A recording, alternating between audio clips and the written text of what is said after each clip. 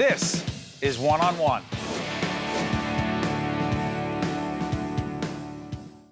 We're joined by Dennis Dunaway, founding member of the Alice Cooper Group and author of Snakes, Guillotines, Electric Chairs, My Adventures in the Alice Cooper Group. Good to have you with us, Dennis. Good to be here, Steve. I've got to ask you, Alice Cooper Group, called the most dangerous band in the world, one of the most famous groups. The School's Out, one of my favorites of all time. Describe this band. Well, basically, it was a bunch of high school teenagers that knew each other. And From where? Phoenix, Arizona. Alice and I met in 1962. I was a sophomore and he was a freshman. We were both 16, and we met in art class, and he was the only kid that I could talk to about surrealistic art, you know, and pop art and stuff. And we became friends over that. And then we ran cross country on the cross country team. We did journalism, so we learned how to promote our band, the Earwigs, who... The Earwigs? Yeah. That was the first band? Yeah, it was actually a spoof that we talked the Letterman's Club into. They had a talent show, and we talked them into letting us do a spoof on the Beatles. So we wore scuzzy Beatle wigs and called ourselves the Earwigs, and we were supposed to be from Cesspool, England. Oh, God. When did the...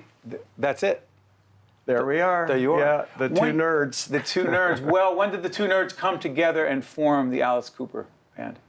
Well, first we became the Earwigs, and then we changed the name to the Spiders because we got the gig at the local popular hotspot in Phoenix at the time.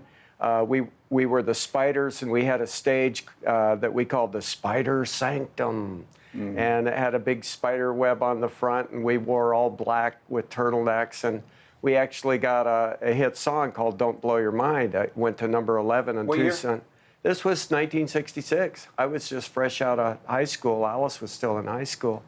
And so we were pretty popular throughout the Southwest as a garage band. When does it explode?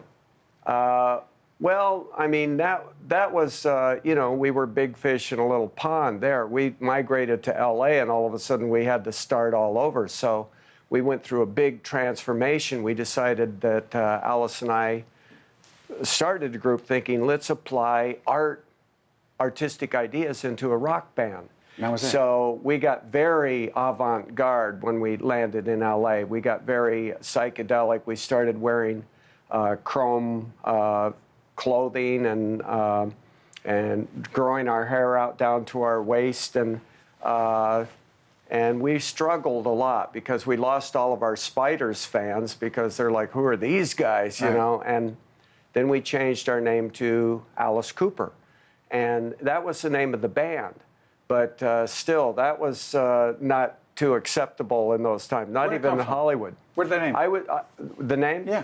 Well, it was Alice thinking in terms of like Lizzie Borden, you know, the innocent little girl next door, or, you know, the bad seed.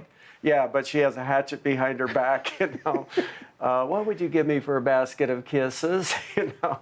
Also it had to do with, we had to drop the Spiders because another band came out with an album called the Spiders. Then we changed it to what we thought nobody would ever have, the Nazz. And we built ourselves as a Nazz, and then you know, Todd Rundgren's band, the Nazz, came out, and so we thought, okay, we really have to come up with something nobody will ever have. So when you have the shock rock, yeah, define it. Well, the first show that we actually did as the Earwigs, when we actually could play instruments, was a Halloween dance. 1965, and we had spider webs, we had a guillotine, we had tombstones and coffins and a guy with makeup that was like a ghoul. So we loved that.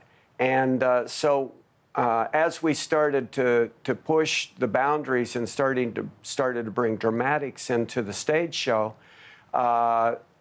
we sort of started tapping that again. But it was really like, you know, Vincent Price horror films. Alice and I used to go to the drive-in, you know, to see Psycho or whatever, and we loved that.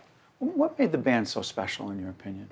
What made it so special, Dennis? I just think that it was, we delivered everything with this sinister attitude, but it was really, and real fans could tell, it was really just a bunch of high school kids having fun. The band broke up what year? 1975. But you have a good relationship. We're good friends. How does that happen? I just saw Alice last weekend, and we're writing songs together, Michael and Neil and Alice and I. So how does that happen? Yeah. Well, we started as friends. You know, the whole thing started as teenage friends that all went to high school together, and when it came time where a lot of bands had the lawyers all in place and ready to fight over the name and everything, we decided, you know what? We started as friends. Let's keep it that way. So we Friendship more important than money. that's what we thought, and it seems You still to believe be. that, don't you?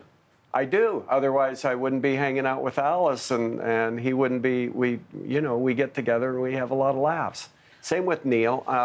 Neil was the drummer of the original group, and I married his sister, so we're very close as a rhythm section and as, relatives, I guess. And then Michael Bruce, a guitar player who wrote most of the hits, we're still good friends. We all everything had a sense of humor, even during our toughest times. There was still a lot of laughs going on.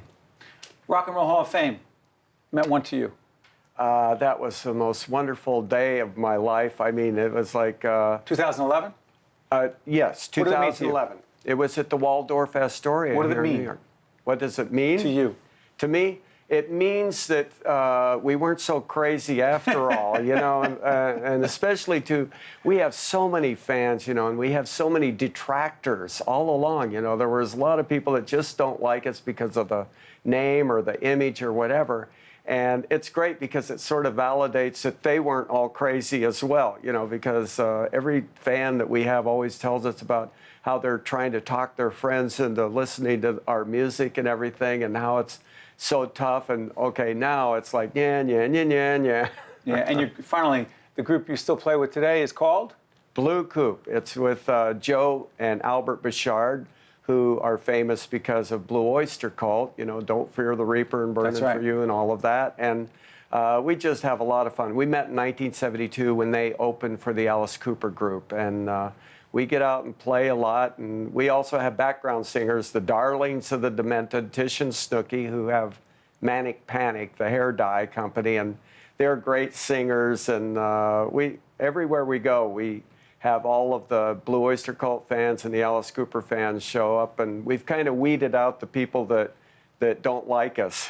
I tell you what, more people should have your attitude about life and business and work, and the world will be a better place. I wish you nothing but the best. Do you mind if I tell everyone about your book again? Oh, please do. Dennis Dunaway.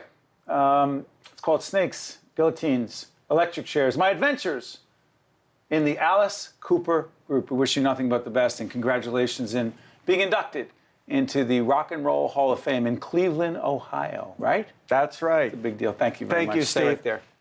One-on-One with Steve Adubato has been a production of the CAUCUS Educational Corporation, celebrating over 25 years of broadcast excellence. This special edition of One-on-One with Steve Adubato is brought to you from the Tisch WNET studios at Lincoln Center.